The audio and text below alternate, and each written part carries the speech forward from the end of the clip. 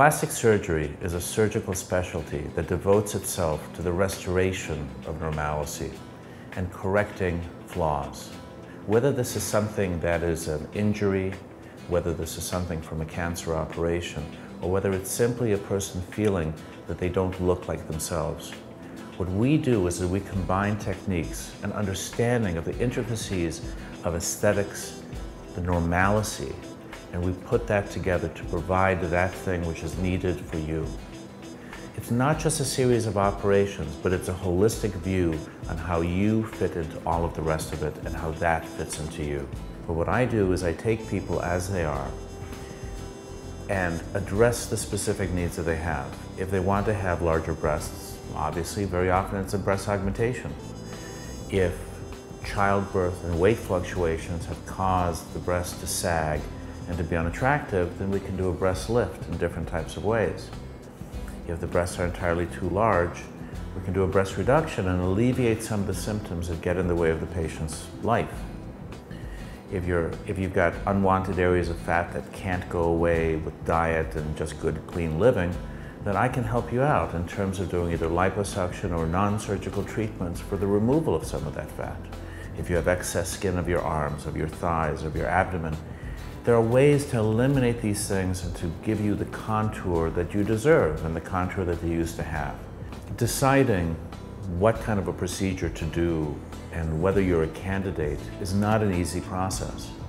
Patients will come to me, they know what troubles them, at least at some level. So the point is to try and figure out what are those things that they don't like, first and foremost, and then figure out what's the best way to solve some of these problems. And how then do we proceed? We use certain devices for specific types of operations. I frequently use computer simulations to show you things such as what would your nose look like?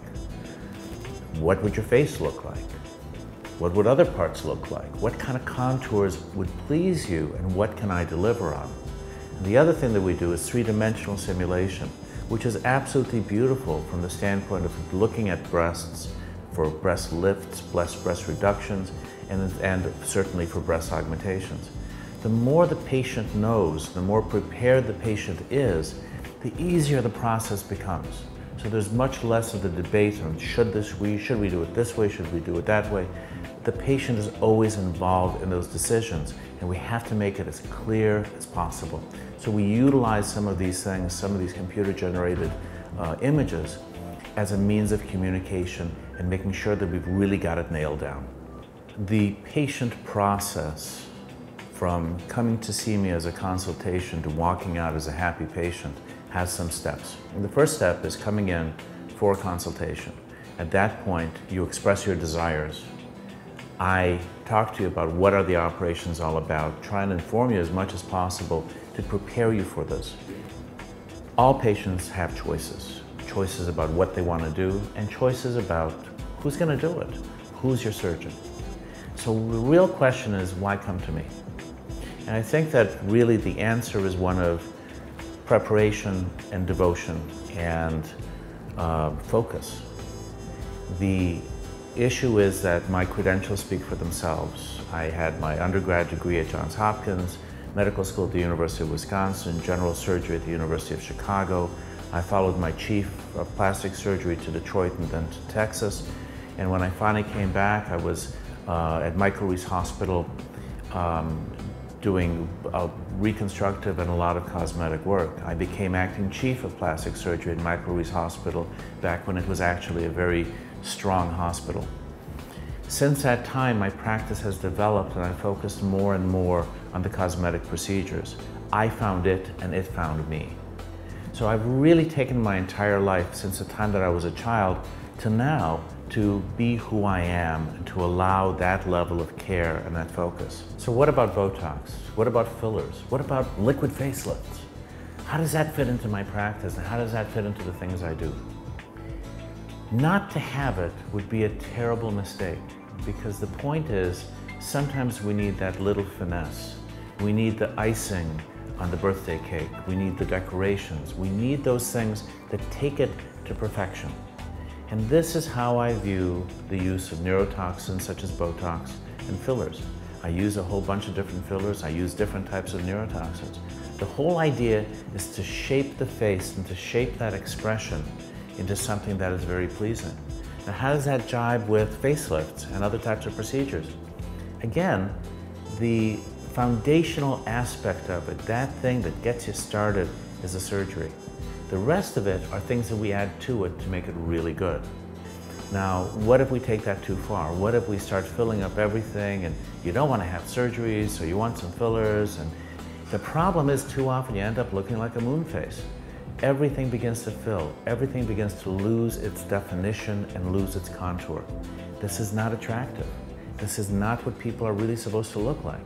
The point is, I want you to look like you. I want you to look like you did when you were at your best. I want you to look better than you have looked, and to improve things and do something that we can touch up and we can modulate and we can follow for years and years. So it's not just about doing surgery, it's about doing the finesse pieces, but not relying on the icing to make the wedding cake, because then it collapses.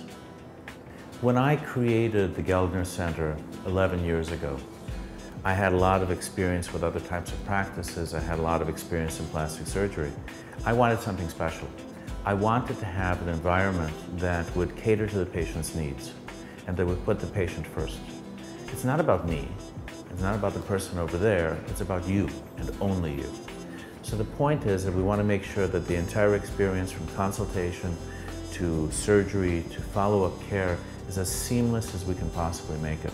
So there's no stumbling, that we're not chasing our tails, that everything is prepared. We give you all the information that we can. We prepare you to do all the things that we need to do. Beyond that point, I have excellent estheticians that can handle skincare needs, and they're superb. We have devices of laser types and light devices. We have microdermabrasion. We have different types of chemical peels. So we can address so many of the needs that you have in terms of non-surgical treatments. On top of that, I have incredibly good nurse injectors, and I do some pretty good injections as well in terms of Botox and fillers and things like that.